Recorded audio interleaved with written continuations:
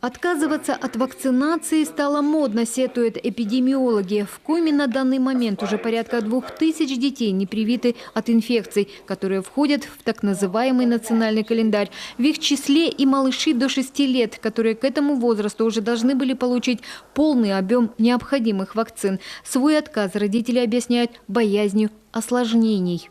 Для профилактики туберкулеза в Республике Коми используется только вакцина БЦЖ-М. Вакцину БЦЖ мы практически не используем. Вакцина БЦЖ-М хорошо очищенная, ослабленная вакцина. Она практически не вызывает никаких осложнений. Хорошо переносится детьми. Проводится на 3-7 день жизни ребенка в роддоме. А если ребенок по каким-то противопоказаниям не был привит в роддоме, вакцинацию проводят в более поздние сроки в условиях детской поликлиники. В пользу вакцины говорит медицинская статистика. Ситуация по туберкулезу среди детского населения в Коми улучшилась в 2 раза. Но не для всех родителей это является аргументом. Впрочем, некоторые свое мнение меняют, когда сталкиваются с проблемами.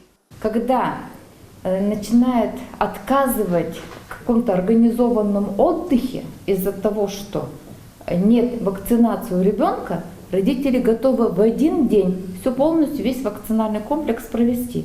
Во все места, которые возможны, то есть напичкать ребенка всем.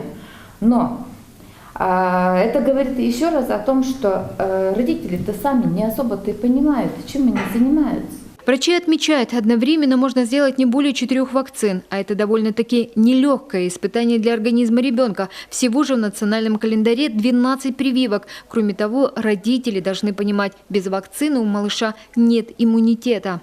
В больницу поступали дети, которые были не привиты против гриппа.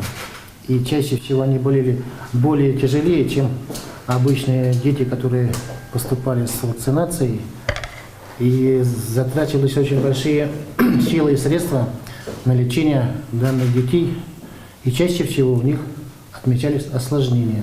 Самое страшное, у таких детей нет способности противостоять инфекциям типа оспы, которая еще 2 века назад буквально косила людей, или, например, гепатит Б и корь. Кстати, вспышки последние уже зарегистрированы в таких странах, как Румыния и Франция. Носителями вируса являются беженцы с Востока, а потому эпидемиологи советуют тем, кто планирует отдыхать в Европе и Турции, обязательно перед поездкой сделать прививку от кори. Только так можно обезопасить себя и своих близких от опасной болезни.